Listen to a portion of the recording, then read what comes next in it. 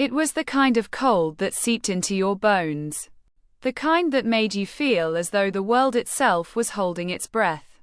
My friends and I had gathered at an old cabin deep in the woods to celebrate the last weekend of summer, a tradition we'd kept alive for years.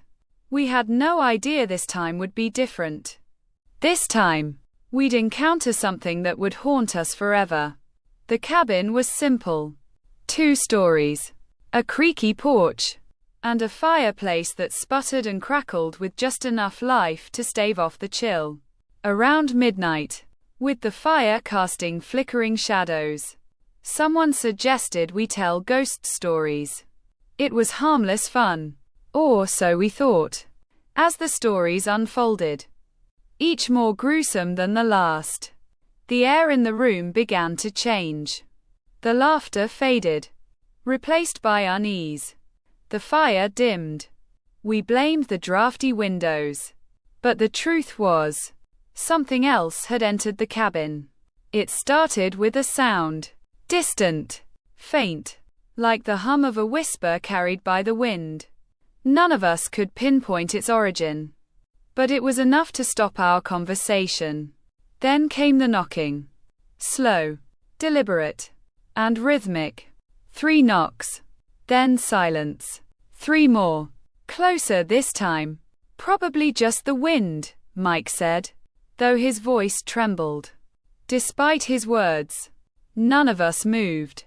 The knocking grew louder, more insistent, as though whatever was outside wanted us to open the door. But it wasn't just knocking anymore. It was accompanied by scraping, a sound like nails dragging across the wooden walls of the cabin. "I'll check it out," Jason finally said, grabbing a flashlight. He swung open the door, and for a moment, the world outside was a void of darkness. The beam of light cut through the night, illuminating nothing but trees and the empty porch. "Nothing there," he said with a nervous laugh, shutting the door. But the moment he stepped back inside, the knocking started again, this time from the back of the cabin. It wasn't the wind. We bolted the doors and windows, huddled together, our breaths visible in the now frigid air. That's when we heard it. A voice. A low, guttural sound that didn't belong to anything human.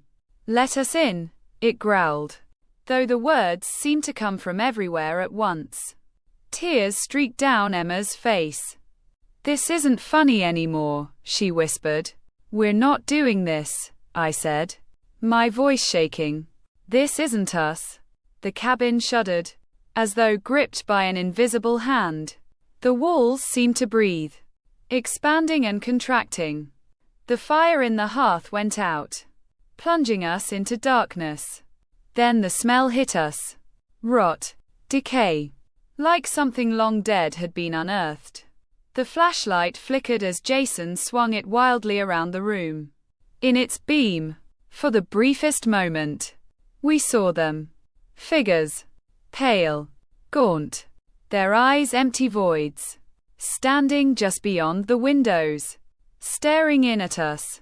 "They're not real," Mike said, clutching his chest. "They can't be real." But then one of them smiled. A slow, horrifying grin that revealed jagged, impossibly long teeth.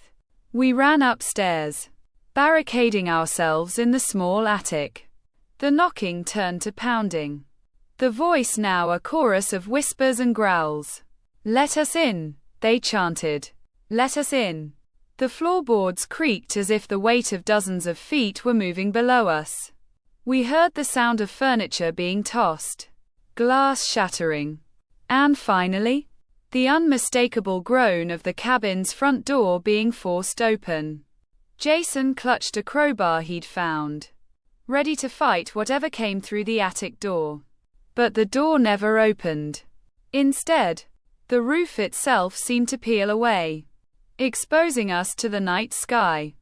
Only, it wasn't the sky anymore. The stars had vanished, replaced by an endless void, swirling with shapes that defied logic. The figures were there, 2. Floating in the darkness. Their pale faces glowing like lanterns. They reached for us with elongated arms, their fingers stretching impossibly far. I don't remember what happened next. None of us do. When we woke up, we were outside, lying in a circle around the extinguished remains of our campfire. The cabin was gone, as though it had never existed. We ran back to town and told the police, but they found nothing. Not even the clearing where the cabin should have been. No one believed us. But we know what we saw. We know what happened. And every so often, on a cold, still night, I hear it again. 3 knocks. Slow and deliberate. Coming from somewhere just beyond the light.